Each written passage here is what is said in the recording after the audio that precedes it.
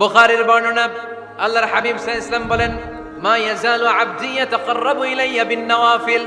বান্দা যত বেশি নফল ইবাদত করতে থাকে, করতে করতে করতে করতে বান্দা আমার কাছের নৈকট্য প্রাপ্ত বান্দা হয়ে যায়। হাত্তা উহিব্বাহু, এরপর আমি আমার বান্দারে এত ভালোবাসি, কুনতু সামআহুল্লাযী ইয়াসমাউ বিহি। বান্দা যখন শুনে সে তার নিজের কান দিয়ে শুনে না, আমি আল্লাহর কানে শুনি। কুনতু বাসারাহুল্লাযী ইউবসিরু বিহি। বান্দা যখন দেখে নিজের চোখে দেখে না, আমি আল্লাহর চোখে দেখে। ওয়ায়াদাহুল্লাতী ইয়াবতিশু বিহা। বান্দা যখন কিছু ধরে, বান্দার হাতে ধরে না, আমি আল্লাহর হাতে ধরে। ওয়ারিজলাহুল্লাতী ইয়ামশি বিহা। বান্দা যখন হেঁটে যায়, ওর নিজের পায়ে হাঁটে না, কেমন যেন আমি আল্লাহর পায়ে হাঁটে। আওয়াজ করে বলতে হবে আল্লাহু আকবার। মানে আল্লাহ বুঝাতে চাইলেন আমি তখন তার কান হয়ে যাই, আমি তখন তার চোখ হয়ে যাই, আমি তখন তার হাত হয়ে যাই, আমি তখন তার পা হয়ে যাই। আমার আর তার মাঝে আর কোনো ফারাক থাকে না, সে আমার একেবারে নিকটে চলে আসে। আওয়াজ করে পড়েন সুবহানাল্লাহ। কিয়ামতের দিন বান্দার যখন ফরজে ঘাটতি হবে, কিসে ঘাটতি হবে? ফরজে। আল্লাহ পাক বলবেন উনজুরু হাল্লি আবদি মিন তাতাবু। ও ফেরেশতারা, দেখো তো আমার বান্দা নফল করছে কিনা। ফরজে যেহেতু তার ঘাটতি, দেখো তো আমার বান্দার কোনো নফল ইবাদত আছে কিনা। ফেরেশতারা বলবে আছে। আল্লাহ বলবেন তাহলে ফরজগুলার যেহেতু ঘাটতি, নফল থেকে কিছু এনে ফরজে বসাই দিয়ে ওগুলোর ফরজ বানায় দাও। সবচাইতে শ্রেষ্ঠ নফল ইবাদত হচ্ছে কোরআনের তেলাওয়াত, ঠিক কিনা? আল্লাহর হাবিব সাল্লাল্লাহু আলাইহি ওয়াসাল্লাম বললেন, নফল ইবাদতের মাধ্যমে আল্লাহর কাছে যেতে চাও, নৈকট্যপ্রাপ্ত বান্দা হতে চাও, আফদলুল ইবাদাতি তিলাওয়াতুল কোরআন। সবচাইতে যত নফল ইবাদতের লিস্ট হতে পারে, এই লিস্টে র‍্যাঙ্কিং এ 1 নাম্বার থাকবে কোরআনের তেলাওয়াত। 2 নাম্বার তাহাজ্জুদের সালাত পড়ব। কিসের নামাজ? হুজুর ফজরই পড়তে পারি না। ফজরই যে ফজর পড়ে তার জন্যই না তাহাজ্জুদ, ঠিক কিনা? ফজরই তো পড়তে পারি না, তাহাজ্জুদ করব কখন? তাহাজ্জুদ করলে আপনার মর্যাদা বাড়ায় দিবে কে? রব্বুল আলামিন বলেন, ওয়া মিনাল লাইলি ফাতাহাজ্জাদ বিহি নাফিলাতাল লাকা আসা আন ইয়াবআসাকা রাব্বুকা মাকামান মাহমুদা। তাহাজ্জুদের নামাজ যারা পড়বে তাদের মর্যাদা বাড়িয়ে দেয় কে? কারণ ওই মুহূর্তে আল্লাহ প্রথম আকাশে নেমে আসেন আর ডাকে, আলা মিন মুস্তাগফিরিন আগফিরালা। কার ক্ষমা দরকার? ক্ষমা চা, ক্ষমা করে দেব। আলা মিন মুস্তাকসিন আকসুলা। কার খাবারের দরকার, পোশাকের দরকার, চাও দিয়ে দেব। চাও, কার কি লাগবে চাও, আমি দিয়ে দেব। এজন্য শেষ রাতের দোয়া আল্লাহ কবুল করে। আল্লাহর হাবিব সাল্লাল্লাহু আলাইহি ওয়াসাল্লাম বললেন, আকরাবু মা ইয়াকুনুল আবদু মির রাব্বিহি ওয়া হুয়া সাজিদ ফাআকসিরু ফীহি দুআ। তোমরা যখন সিজদায় লুটিয়ে পড়ো, তখন তোমরা আল্লাহর সবচাইতে কাছে চলে যাও। এজন্য ওই সময় বেশি বেশি আল্লাহর কাছে চেয়ে নাও। সুবহানাল্লাহ পড়েন। মনের যত আকুতি আছে, যত জ্বালা আছে, যত বেদনা, সিজদায় পড়ে আল্লাহরে বলার দরকার আছে না নাই? কারণ কেউ যেটা শোনে না, শোনে কে? পরীক্ষায় ভালো করতে চান, সিজদায় লুটিয়ে পড়ে আল্লাহরে বলেন। নেককার স্ত্রী চান, সিজদায় পড়ে আল্লাহরে বলেন। নেককার সন্তান চান, সিজদায় লুটিয়ে পড়ে আল্লাহরে বলেন। বিসিএস পরীক্ষায় টিকতে চান, সিজদায় লুটিয়ে পড়ে আল্লাহকে বলেন। পাসপোর্ট দিয়ে রেখেছেন, ভিসা হয় না, সিজদায় লুটিয়ে পড়ে আল্লাহরে বলেন। মনের যত জ্বালা, যত যন্ত্রণা, যত আকুতি, যত হাহাকার, সিজদায় লুটিয়ে পড়ে আল্লাহরে বলেন। কারণ আল্লাহর দরবার এমন দরবার, এই দরবার থেকে কেউ কোনোদিন খালি হাতে ফিরে না। চিল্লায় বলেন ঠিক কিনা? কেউ ফিরে না খালি হাতে, আল্লাহরে তোর দরবারেতে। আকরাবু মা ইয়াকুনুল আবদু মির রাব্বিহি ওয়া হুয়া সাজিদ।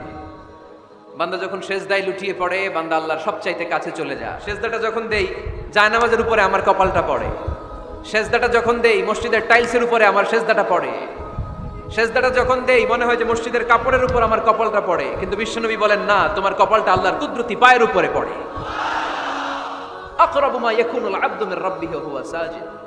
বান্দা যখন সিজদায় লুটিয়ে পড়ে, বান্দা আল্লাহর সবচাইতে কাছে চলে যায়। আল্লাহর হাবিব সাল্লাল্লাহু আলাইহি ওয়াসাল্লাম লম্বা সময় ধরে রাতে সিজদায় পড়ে থাকতেন।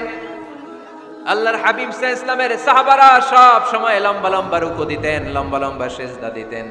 কিন্তু আমরা রুকুর মধ্যে তাড়াহুড়ো করি, সিজদা দিতে যেয়ে তাড়াহুড়ো করি, এরকম আছে না? না, there is no rushing in salah। সালাতে তাড়াহুড়ো নেই। there is no hastiness in salah। সালাতে কোনো তাড়াহুড়ো নেই। সল্লু সালাতান মুআদ্দি। এমন ভাবে নামাজে দাঁড়াবেন, মনে করবেন এটাই হতে পারে আমার জীবনের শেষ নামাজ, ঠিক কি না?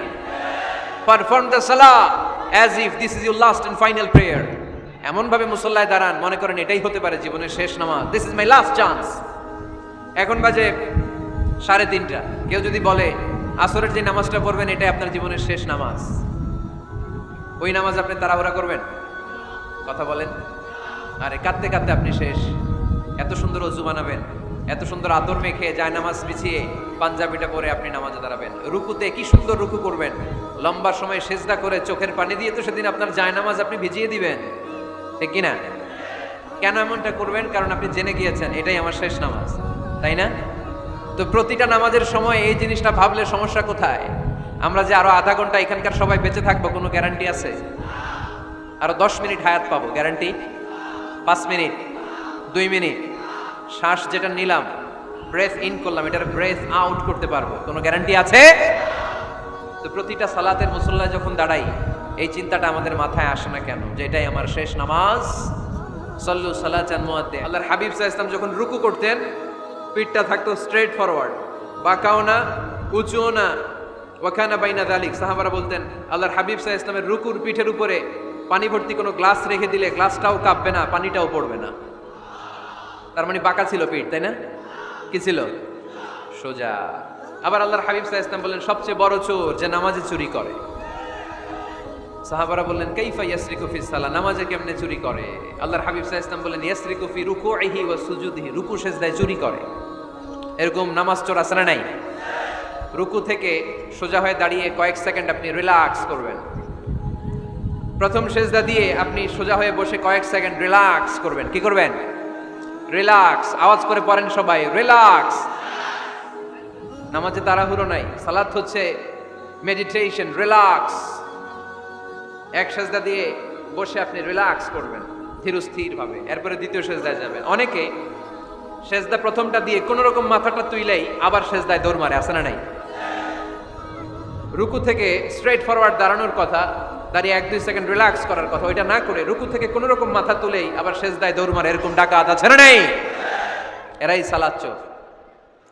আমরা যেন নামাজ চোরের খাতায় নিজেদের নাম না তুলি, আমরা যেন বেশি বেশি আল্লাহর সেজদা দেই। তাহলে কোরআন আমাদেরকে জানালো আমরা যদি আল্লাহর কাছে যেতে চাই কি করতে হবে? বইলা গেছি, খাইয়া ফেলাইছি, আওয়াজ করে বলেন কি করবেন? আল্লাহর হাবিব সাল্লাল্লাহু আলাইহি ওয়াসাল্লাম সব সময় লম্বা লম্বা সেজদায় পড়ে থাকতেন। আল্লাহর নবীর সাহাবারা সব সময় লম্বা লম্বা সেজদায় পড়ে থাকতেন।